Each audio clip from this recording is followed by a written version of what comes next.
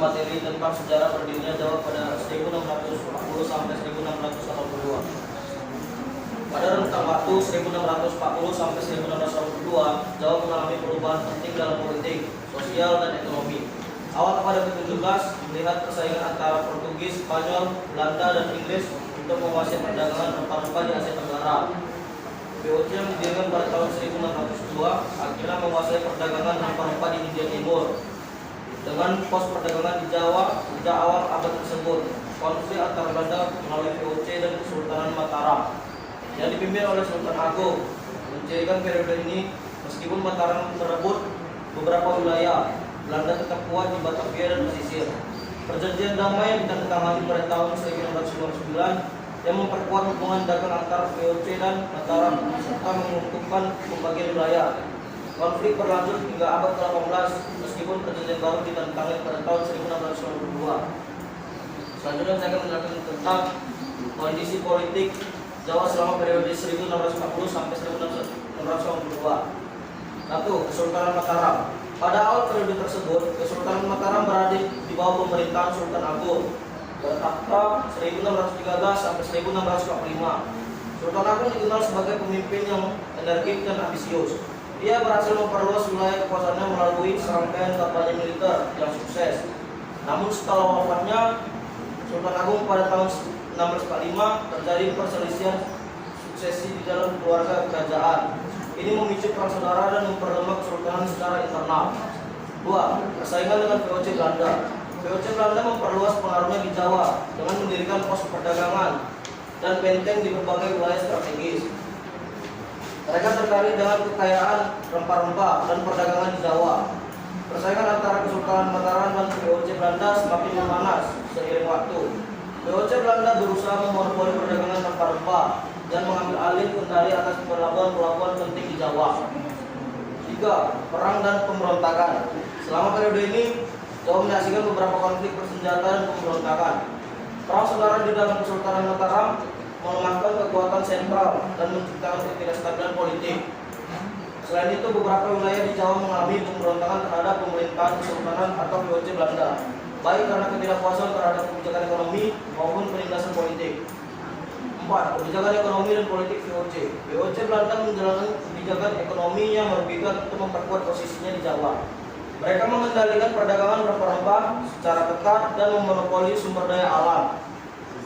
Politik kolonial VOC juga melibatkan pembagian kekuasaan kepada penguasa lokal yang bersedia bekerja sama dengan mereka, serta penindasan terhadap pemberontakan dan perlawanan rakyat. Saya kembali kepada Bapak. Baik, terima kasih Albert. Materi selanjutnya akan dibawa oleh Pak.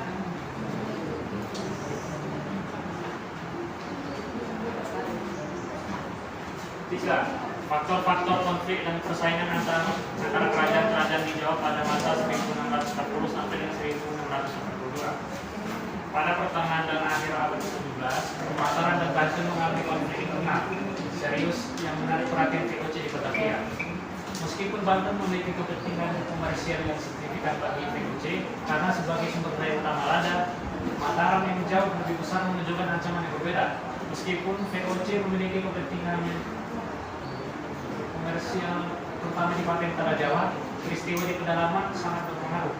Susul hubungan Amangkurat I putra Sultan Agung berusaha mengkonsolidasikan Mataram dengan menekan oposisi dan mengubah kekuasaan menjadi monopoli raja.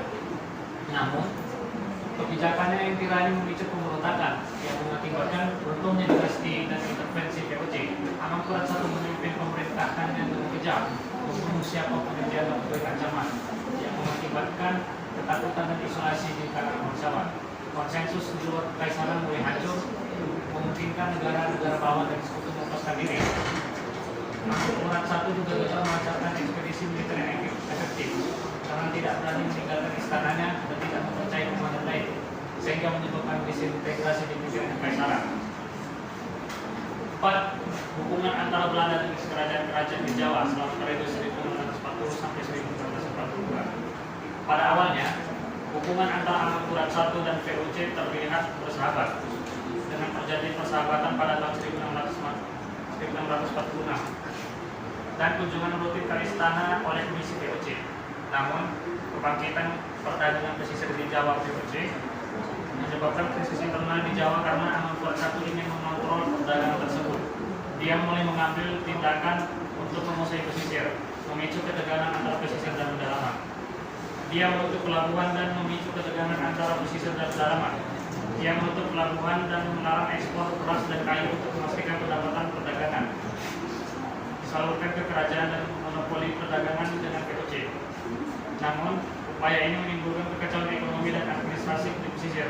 Sementara itu, VOC terus maju di Indonesia Timur, meningkatkan kekhawatiran Amangkurat I terhadap mereka. Pada akhir tahun 1660-an, oposisi terhadap Amangkurat I mulai muncul, terutama oleh putranya sendiri Amangkurat II, yang akhirnya menjadi raja. Putra mahkota putra Amangkurat I dibesarkan oleh keluarga ibunya setelah pembunuhan ayahnya terhadap keluarga istri pada tahun 1659. Dia mulai menjalin hubungan dengan VOC pada tahun 1660-an, mencari hubungan mereka terhadap ayahnya. Pada tahun 1668 sampai 1670, konflik terjadi antara putra dan ayah karena urusan wanita.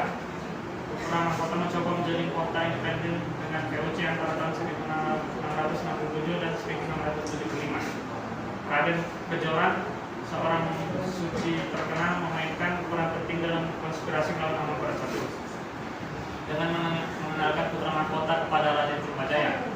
Trumajaya melancarkan pemberontakan pada tahun 1671, memperoleh kendali atas Madura dan sebagian Jawa Timur. Orang Makassar bergabung dengan pemberontakan menyerang pelabuhan di Jawa Timur pada tahun 1675. Kondisi ekonomi dan politik Mataram semakin rapuh menjelang akhir abad, diperparah oleh bencana alam dan ramalan tentang kejatuhan kerajaan. Pada tahun 1676, pemberontakan pimpinan Trumajaya merebut Surabaya dan memecah loyalitas pesisir. VOC turut terlibat dalam konflik dengan sebagian penguasa pesisir meminta bantuan VOC, sementara yang lain menolak atas dasar agama. Putra mahkota terlibat dalam pemberontakan tanpa terungkap sepenuhnya. Konflik mencapai puncaknya pada tahun 1677 dengan pasukan Mataram yang dipimpin oleh putra mahkota menghadapi Trumajaya, namun kalah di Godogok. Pemberontakan semakin luas dan pada akhirnya istana Mataram jatuh ke tangan Trumajaya. Amangkurat I melarikan diri dan meninggal, sementara putra mahkota bertahan dan pengasingan. Amangkurat II, putra mahkota yang selamat, membentuk aliansi dengan VOC untuk merebut kembali kekuasaan. Sekian. Baik, kesempatan materi selanjutnya akan dibawakan oleh Dina. 5. Grades of Sheikh Yusuf Makassar tahun 1626 sampai 1699. Ujung Pandang, Sulawesi. Pada masa pemberontakan Tarunajaya, Sultan Ageng dari Banten awalnya mendukung para pemberontak dan mengancam VOC. Namun, ketika Mataram runtuh pada 1677, dia terlambat menyatakan perang terhadap VOC. Putra mahkota kemudian mengambil alih pemerintahan dan mengurung Sultan Agung, Sultan Ajeng. VOC menawarkan bantuan kepada putra mahkota dengan syarat tertentu dan akhirnya Sultan Ajeng menyerah pada tahun 1683 setelah terkepung. Penguasaan VOC atas Banten dan Priangan meningkat setelah kejadian ini. Meskipun lawan utama VOC tampaknya telah dikalahkan pada tahun 1682, intervensi VOC justru memperburuk lebih banyak masalah daripada menyelesaikannya. Baik, terima kasih. Materi selanjutnya akan dibawakan oleh Dina. Peran VOC dalam perkembangan politik dan ekonomi di Jawa pada masa 1640 sampai dengan 1682. Pertama, perkembangan politik.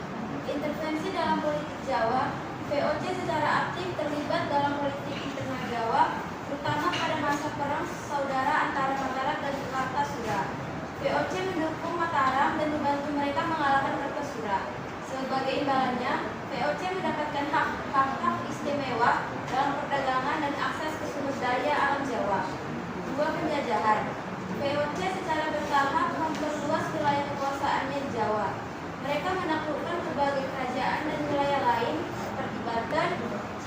dan Pasuruan. VOC menggunakan kekuatan militer dan politiknya untuk menekan kerajaan-kerajaan Jawa agar tunduk pada mereka. 3. Dominasi politik. Pada akhir abad ke-17, VOC telah menjadi kekuatan politik dominan di Jawa.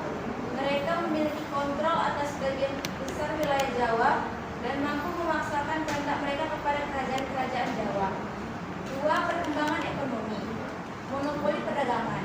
VOC memiliki monopoli atas perdagangan rempah-rempah, gula, dan komoditas lainnya di Jawa. Mereka melarang perdagangan bebas dan memaksa rakyat Jawa untuk menjual hasil panen mereka kepada VOC dengan harga yang rendah. 2. Sistem tanam paksa. VOC menerapkan sistem tanam paksa yang mewajibkan rakyat Jawa untuk menanam tanaman tertentu untuk memenuhi kebutuhan VOC. Rakyat Jawa dipaksa untuk bekerja dengan upah rendah dan di bawah kondisi yang buruk. 3. Eksploitasi ekonomi. VOC mengeksploitasi sumber daya alam Jawa untuk keuntungan mereka sendiri. Mereka menambang emas, perak, dan mineral lainnya di Jawa dan mengirimkannya ke Belanda. 3. Dampak VOC. Pertama, kemiskinan dan kelaparan. Kebijakan ekonomi VOC menyebabkan kemiskinan dan kelaparan yang meluas di Jawa. Rakyat Jawa dipaksa untuk bekerja keras dengan upah rendah dan tidak memiliki cukup makanan untuk makan. 2. Pemberontakan. Kebijakan VOC yang represif memicu pemberontakan di berbagai daerah di Jawa. Rakyat Jawa bangkit melawan VOC untuk menuntut kemerdekaan dan keadilan. 3. Perubahan sosial. Kehadiran VOC membawa perubahan sosial yang signifikan di Jawa. Sistem feodal Jawa mulai runtuh dan digantikan oleh sistem kolonial.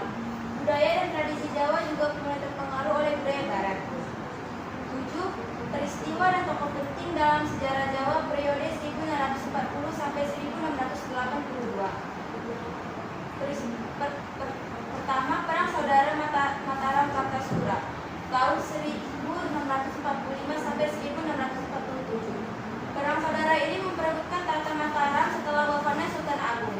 VOC mendukung Sultan Amangkurat I atau Kartasura dan membantu mereka mengalahkan Sultan Haryo Pakubowono I atau Mataram. Kemenangan ini menandai awal keterlibatan VOC dalam politik Jawa. 2. Pemberontakan Trunojoyo tahun 1674 sampai 1680. Trunojoyo seorang bangsawan Madura memberontak terhadap VOC dan Mataram. Pemberontakan ini didukung oleh rakyat Jawa yang tidak puas dengan kebijakan VOC dan Mataram. Pemberontakan ini baru dapat dipadamkan setelah Trunojoyo terbunuh pada tahun 1680. 3. Perjanjian Biarki tahun 1755. Perjanjian ini membagi Mataram menjadi 2 kerajaan, Surakarta dan Yogyakarta. Perjanjian ini menandai berakhirnya era Mataram sebagai kerajaan terbesar di Jawa. 2. Tokoh penting. Pertama, Sultan Agung 1613 sampai 1645. Sultan Agung adalah salah satu raja terbesar dalam sejarah Mataram. Dia memperluas wilayah Mataram dan memperkuat militernya. Dia juga dikenal karena kebijakannya yang anti FOC. 2. Amangkurat I. Amangkurat I adalah raja Mataram yang memerintah setelah Sultan Agung. Dia dikenal sebagai raja yang kejam dan bengis. Dia bekerja sama dengan VOC untuk menghancurkan Kartasura dan memperkuat kekuasaannya. 3. Trunojoyo. Trunojoyo adalah seorang bangsawan Madura yang memimpin pemberontakan besar terhadap VOC dan Mataram. Dia dikenal sebagai pemimpin yang karismatik dan berani. Dia berhasil menyatukan rakyat Jawa untuk melawan VOC dan Mataram. 4. Pangeran Diponegoro. Pangeran Diponegoro adalah seorang pangeran di Yogyakarta yang memimpin perang Diponegoro tahun 1825 sampai 1830 melawan VOC. Dia dikenal sebagai pemimpin yang patriotik dan religius. Dia berhasil menyatukan rakyat Jawa untuk melawan VOC dan memperjuangkan kemerdekaan Indonesia. Baik, terima kasih kepada Brigina. Materi selanjutnya akan dibacakan oleh Jessica. Papan kondisi ekonomi Jawa pada periode 1640 sampai 1682. 1. Dampak monopoli VOC. Dampak monopoli VOC itu monopoli perdagangan rempah-rempah, sistem tanam paksa, dan perubahan struktur ekonomi. Kedua, perkembangan perdagangan. Pertama, perdagangan interregional, dan kedua, perdagangan internasional.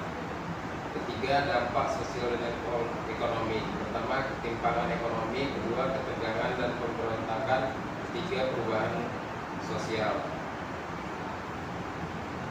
9. Dampak dari aktivitas perdagangan dan kolonialisasi Belanda terhadap ekonomi Jawa pada tahun 1640 sampai 1682. 1. Dampak ekonomi. Monopoli perdagangan VOC atas rempah-rempah, kopi, dan tebu membawa konsekuensi signifikan bagi ekonomi Jawa. Petani mengalami kerugian karena harga hasil panen mereka turun drastis, dan pedagang lokal kehilangan akses pasar. Sistem tanam paksa atau kultur stelsel memicu ketegangan dan pemberontakan serta memperparah kemiskinan di kalangan rakyat. 2. Dampak sosial. Ketimpangan ekonomi akibat monopoli dan tanam paksa memicu ketegangan sosial. Tanam paksa memicu pemberontakan rakyat. Budaya dan gaya hidup masyarakat Jawa terpengaruh budaya Barat. Terlihat dalam pakaian, bahasa, dan arsitektur. Muncul kelas sosial baru, priai atau bangsawan Jawa yang bekerja sama dengan VOC dan kaum tani. Ketiga, dampak budaya. Pengaruh budaya Barat terlihat dalam berbagai aspek kehidupan seperti pakaian, bahasa, dan arsitektur. Sistem pendidikan mengalami westernisasi, fokus pada bahasa Belanda dan agama Kristen. Nilai-nilai tradisional Jawa mulai terkikis, memicu perubahan sosial dan budaya kompleks. Muncul budaya hybrid yang memadukan unsur Jawa dan Barat, terlihat dalam seni, musik, dan tradisi. 4. Dampak politik. Jawa kehilangan kedaulatan politiknya kepada VOC. Penjajahan dan penindasan rakyat terjadi. Sistem pemerintahan kolonial diterapkan, memicu ketidakpuasan dan perlawanan. Ya, saya kembalikan ke moderator. Terima kasih. Setelah materi selanjutnya akan saya bacakan. Materi selanjutnya adalah kebijakan atau inovasi pemerintah lokal yang mencolok di Jawa pada tahun 1640 sampai 1682. Yang pertama, monopoli dagang. Belanda menerapkan sistem monopoli dagang di Jawa, yang berarti hanya perusahaan dagang Belanda yang diizinkan untuk beroperasi secara resmi. Hal ini memberikan keuntungan besar bagi Belanda dalam mengendalikan perdagangan di Pulau Jawa. Yang kedua, sistem tanam paksa. Belanda menerapkan sistem tanam paksa atau kultur stelsel, di mana petani lokal diwajibkan untuk menanam tanaman komoditas tertentu seperti kopi atau tebu untuk dijual kepada pemerintah kolonial dengan harga yang ditetapkan. Yang ketiga, pembangunan infrastruktur. Meskipun kebijakan kolonial Belanda lebih cenderung mengeksploitasi sumber daya Jawa, mereka juga melakukan pembangunan infrastruktur seperti jalan, pelabuhan, dan bangunan-bangunan administratif untuk memudahkan kontrol terhadap wilayah tersebut. Yang keempat, sistem administrasi. Belanda juga memperkenalkan sistem administrasi modern yang menggantikan struktur pemerintahan tradisional Jawa. Mereka mendirikan kantor-kantor administratif dan membagi wilayah menjadi distrik-distrik yang diatur secara hierarkis. 11. Dampak dari perdagangan internasional dan kolonialisasi Belanda terhadap ekonomi Jawa pada tahun 1640 sampai 1682. 1. Dampak positif. Dampak positifnya ada 3, yaitu yang pertama, peningkatan perdagangan internasional, yang kedua, perkembangan industri, yang ketiga, modernisasi infrastruktur. Dampak negatifnya yaitu yang pertama, eksploitasi ekonomi, yang kedua, ketidakadilan sosial, yang ketiga, kerusakan lingkungan.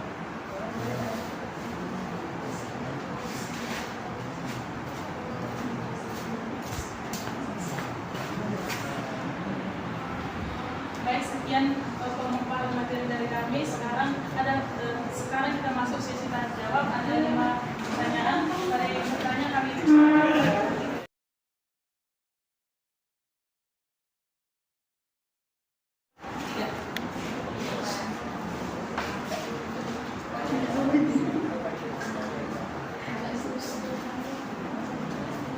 yang pertama ada Yudi.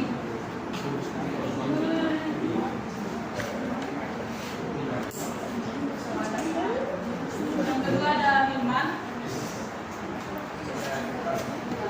Yang ketiga ada Yunus. Ada Kolastika sama Salda. Baik, perkenalkan nama saya Yuri Buduha dengan NIM 23070633. Saya ingin bertanya kepada Tawi. Pertanyaan saya, bagaimana situasi militer dan keamanan di Jawa pada periode 1640 sampai 1680? Terima kasih. Perkenalkan saya Muhammad Sujon dengan NIM singkat 021. Saya ingin bertanya kepada Farhan. Jadi di PPT dijelaskan materi tentang peran VOC dalam perkembangan politik dan ekonomi di Jawa pada masa 1640 sampai 1680. Nah, dalam masa tersebut kan pasti ada kebijakan yang dilakukan VOC. Nah, pertanyaan saya adalah, apakah masih ada kebijakan VOC di bidang politik dan ekonomi di Nusantara yang masih terasa sampai saat ini?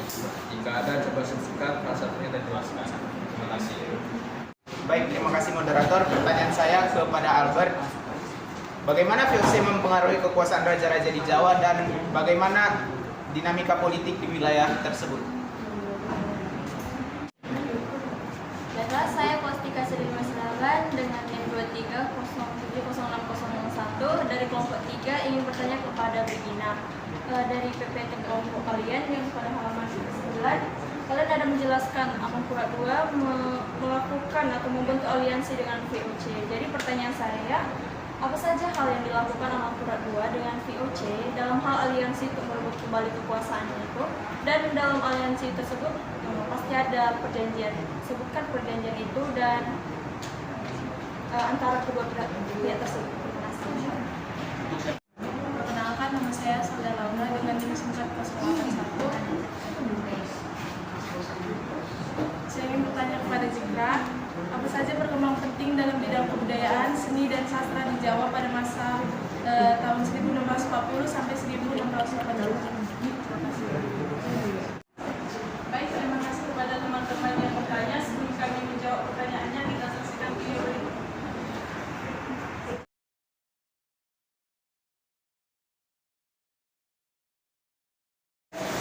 Baiklah teman-teman, di sini kami akan menjawab pertanyaan dari teman-teman. Yang pertama, pertanyaan dari Yuri. Pertanyaannya adalah, bagaimana situasi militer dan keamanan? Baik teman-teman, di sini kami akan menjawab pertanyaan dari teman-teman semua. Yang pertama akan saya jawab, yaitu dari Yurian itu. Pertanyaannya adalah, bagaimana situasi militer dan keamanan di Jawa selama periode 1640 sampai 1680? Situasi militer dan keamanan di Jawa selama periode 1640 sampai 1682 adalah hampir beragam. Pada awal periode ini terjadi perang angkatan antara VOC dengan Kerajaan Goa yang berlangsung dari 1666 hingga 1669. Perang ini mengakibatkan kekalahan Goa dan berakhirnya dengan perjanjian politik yang mengakibatkan Goa kehilangan beberapa wilayahnya bekas kelompok. Karena periode ini terjadi perubahan dalam struktur kekuasaan di Jawa. Sultan Abdul Qais Sirajuddin memimpin Kesultanan Bima dari tahun 1640 sampai 1682 dan memperkenalkan Islam ke Cina. Selama masa pemerintahannya, Islam memberikan warna pada budaya lokal masyarakat dan melahirkan berbagai budaya yang bagus. Namun, situasi keamanan di Jawa tidak selamanya stabil. Pada tahun 1671, Belanda mengirim pasukan untuk menangkap Parai, Bongkomaro, dan Oguchen, tetapi tidak berhasil. Raja Tata Prabu dan 200 pengikutnya menggunakan 9 perahu berlayar dari Salo menuju Nanda. Awalnya rencana kembali ke Kalimantan Timur, namun keterbatasan air dan angin kencang Islam melakukan pemangkasan sehingga perahunya putar haluan ke Pinau dan kemudian ke Salo atas keputusan Belanda di Bali. Dalam situasi ini, orang Kaili menyerang Mandar dan Mandar membawa jaringan saudagar asing dan teknologinya yang bagus. Mandar juga menyediakan kedatangannya sebagai alternatif bagi kegiatan perdagangan internasional dan tempat pelarian dari para pemimpin Makassar, Melayu, dan Bintang. Dalam keseluruhannya, situasi militer dan keamanan di Jawa selama periode 1640 sampai 1672 adalah baik dan berakhir dengan perang, kekuasaan, dan konflik antar wilayah yang terjadi. Bagaimana cara perdagangan yang bisa diterima? Oke, pertanyaan selanjutnya akan dijawab. Baik, pertanyaan selanjutnya akan dijawab oleh Bapak. Baik, saya akan menjawab pertanyaan dari Hilman Arif. Pertanyaannya, apakah masih ada kebijakan VOC di bidang politik dan ekonomi di Nusantara yang masih terasa sampai saat ini? Jika ada, sebutkan salah satunya dan jelaskan. Jawabannya, benar masih ada. Beberapa kebijakan VOC di bidang politik dan ekonomi masih meninggalkan jejak yang terasa hingga saat ini di Indonesia. Salah satu contohnya adalah sistem pembagian wilayah administrasi. VOC membagi wilayah Nusantara menjadi beberapa residensi yang kemudian dibagi lagi menjadi distrik dan counter distrik. Sistem ini masih digunakan oleh pemerintah Indonesia saat ini dengan beberapa perubahan seperti kabupaten dan provinsi. Pembagian wilayah ini memiliki dampak yang signifikan terhadap kehidupan masyarakat, seperti sentralisasi pemerintahan. Sistem ini memusatkan kekuasaan di tangan pemerintah pusat, sehingga mengurangi otonomi daerah. Hal ini dapat menghambat pembangunan daerah-daerah terpencil. Ketimpangan ekonomi. Sistem ini juga memicu ketimpangan ekonomi antara daerah pusat dan daerah terpencil. Daerah pusat seperti Jakarta umumnya lebih maju dibandingkan daerah terpencil. Konflik identitas. Bagian wilayah ini terkadang didasarkan pada garis etnis atau agama yang dapat memicu konflik identitas.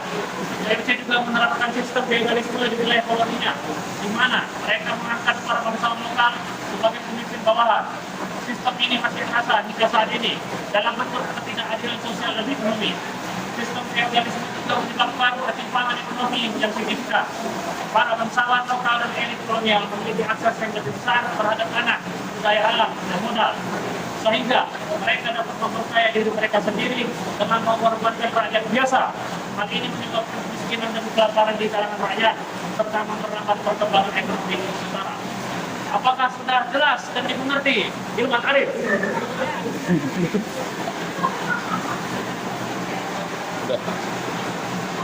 Baik, pertanyaan selanjutnya akan dijawab oleh Albert. Baik, terima kasih moderator. Di sini saya akan menjawab pertanyaan dari Yunus. Pertanyaannya itu, bagaimana VOC mempengaruhi raja-raja Jawa dan bagaimana dinamika politik pada saat itu? Jawabannya, VOC memainkan peran penting dalam dinamika politik di Jawa pada saat itu. VOC mendirikan hubungan dagang dengan beberapa raja Jawa, namun seringkali juga terlibat dalam konflik dengan mereka, baik secara langsung maupun melalui sekutu-sekutunya. Keterlibatan VOC dalam perdagangan rempah-rempah di wilayah itu juga mempengaruhi ekonomi dan kekuasaan politik, seringkali menimbulkan ketegangan dan persaingan di antara para raja-raja Jawa. Terima kasih Yunus. Terima kasih Yunus. Pertanyaan selanjutnya akan dijawab oleh Siti.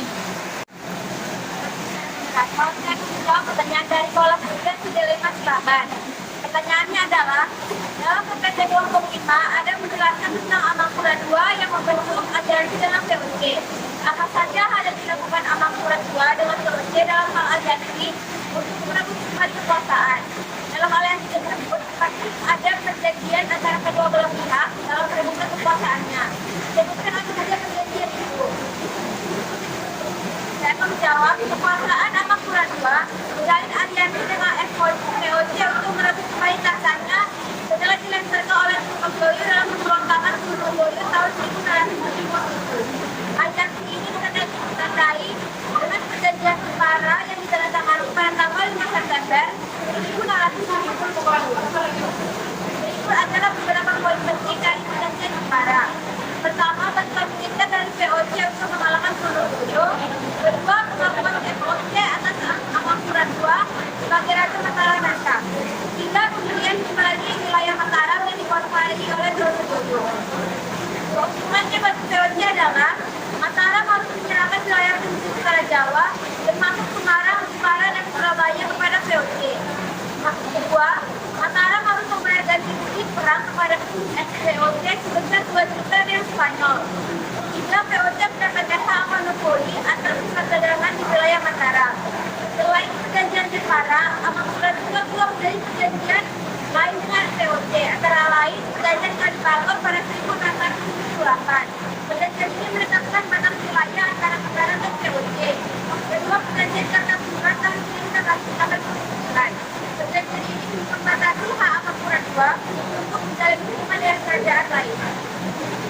Saya Amangkurat dari Kepala Tiga. Baik, pertanyaan terakhir akan dijawab oleh Sukma. Saya akan menjawab pertanyaan dari Sandra Laura, yaitu pertanyaannya apa saja perkembangan penting dalam bidang kebudayaan, seni dan sastra di Jawa pada masa 1640 sampai 1682. Di bidang kebudayaan ada pertama kemajuan Islam. Pengaruh Islam semakin menguat di Jawa ditandai dengan pembangunan masjid, pesantren dan penyebaran agama Islam yang lebih luas. Kedua, ada keraton sebagai pusat kebudayaan.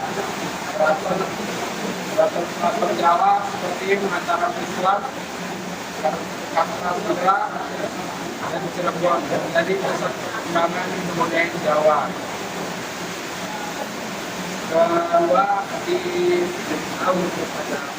Kedua di bidang seni ada satu seni wayang. Wayang kulit mengalami dalam pesat dengan mencoba berbagai gaya dan taman baru. Kedua, seni tari. Ketiga, seni musik, dan keempat seni kriya. Ketiga, di bidang sastra ada pengembangan sastra Islam. Sastra Islam berkembang dengan munculnya berbagai karya sastra seperti hikayat, babat, dan suluk. Kedua, perkembangan sastra Jawa kuno. Sastra Jawa kuno seperti Kakawin dan Serat Centini masih dilestarikan dan dipelajari oleh para ahli dan budayawan.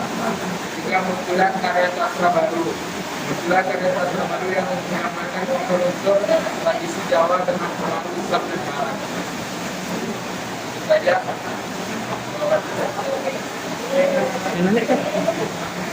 Baik, terima kasih kepada teman-teman yang sudah memberikan pertanyaan.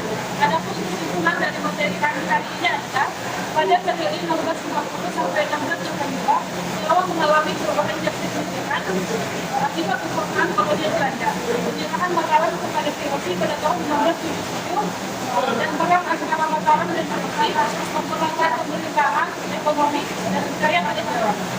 Terhadap Belanda pemerintahan dan ekonomi sangat terasa. Namun budaya Jawa yang kaya dan unik bertahan dan berkembang. Budaya Jawa seperti wayang kulit dan gamelan tetap menjadi bagian integral dari kehidupan masyarakat. Hal ini menunjukkan kompleksitas hubungan antara Jawa dan Indonesia sangat kuat dan terasa. Dan kesimpulannya dari kelompok kami mohon maaf kepada kesalahan dan kesempatan. Terima kasih.